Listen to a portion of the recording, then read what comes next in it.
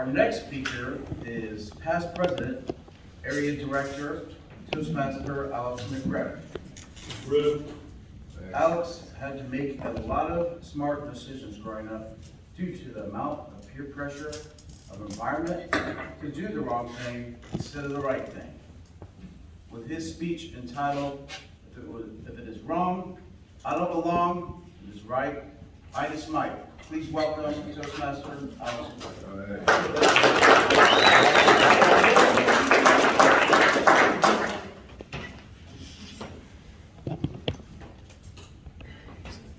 Good morning. Good morning. Good morning.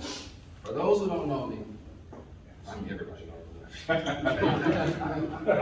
I'm from Jacksonville, Florida, which is about 2.5 hours from Duval County. Yes, Duval County. And I grew up in a box type environment. And where there wasn't as many opportunities presented to you.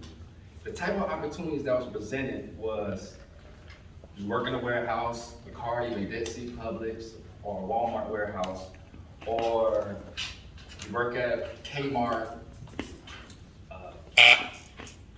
or you work at a big manufacturing company. More like blue collar type of jobs. And not until I got to Orlando, my head just like opened up from all like the different opportunities. And in Jacksonville, where I grew up, it was almost like this mentality of you have to think a certain way, you have to dress a certain way.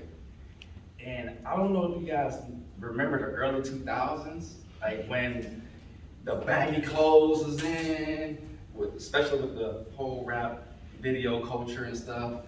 You know, you had a guy skinny like me buying like 4X, 3X shirts and stuff. I still remember going to the mall and I was a size maybe 28 waist, and I'm buying like a size 40 waist.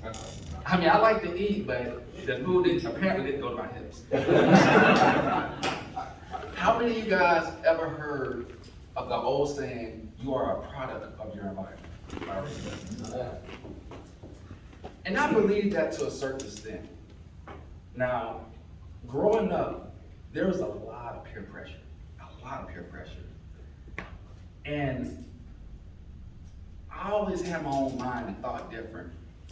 And I just sat back and watched people make so many poor, idiotic decisions. And the friends I was around, I had friends who sold drugs, got busted, went to jail. I also had friends who broke into homes, got busted, went to jail. And I also had the friends who got in fist fights for the smallest reasons. And either went to jail or went to the detention center. Now, I was there before it happened and after. Meaning, I was there when it was getting plotted up, like them plotting it. And I was there afterwards, seeing them either in a police car or their mom driving to the school or to go somewhere they don't belong. Now, the whole selling drugs. Now, I had friends who, of course, they sold marijuana. And amount of pressure was put on me to sell that. And I always think ahead, like, okay, is it illegal? Yes. Can I get in trouble? Yes. And I just remember one of my friends, his name was Terrence, and he was like, come on, man, come on, we need you on this one. We got these, they call them dime bags, but they call them dime bags because there's 10 ounces, these little bags of marijuana. And they sold them at $20 to $30 a pop. And he had a lot of them. So you can make a good amount of money for your age at that time. And I'll always just say, nah, that's just not for me. That's just not my lane, that's just not my route. And it was just constantly like, come on, man, come on, let's do this, you can make a lot of money, you can go buy the new Jordans, the new Air Jordans. And it's like, nah, instead of doing that, my dad was a car salesman, and when people traded me used cars, they had all these Michael Jackson CDs in their car, so he gave them to me, and he just told them I could have them, so what I did with them is I went door to door and sold them for about $3. You know? And yes, after I sold them, I thought I was bad. I'm bad. So, you know, I had choices, and I didn't want to deal with the repercussions of those choices. Now, I also had the friends who was plotting to break into a house.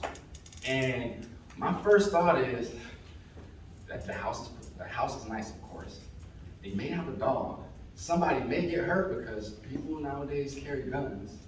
And all of that, you can go to jail. And I've seen a lot of movies where just dogs biting guys in the rear end. And I was like, no, I just don't want to get bit in my butt today. So I'm not going to go today. So instead of doing that, my auntie detailed cars, and I went to detail cars for her, making $5 a pop on detailing cars. And I just remember this, I don't know if it was just the people I was around, that was my environment, but this constant pressure to do the bad thing. And it didn't feel right, it didn't sit right, but so I knew not to go down that route. Now, I had this ex-girlfriend, and of course we wasn't together anymore. And to make a long story short, she started dating another guy, which I didn't care. I mean, he didn't look as good as me. and of course, he was in one of those groups of people that broke into homes and of course sold drugs. And I was the type, I worked for everything I had. You know, so I had the latest stuff. I had the latest J's, I had the latest, like Air Jordans, I had the latest clothes that were in school. And of course, his crew broke into, she told him my address, and they literally broke into all the houses in my neighborhood.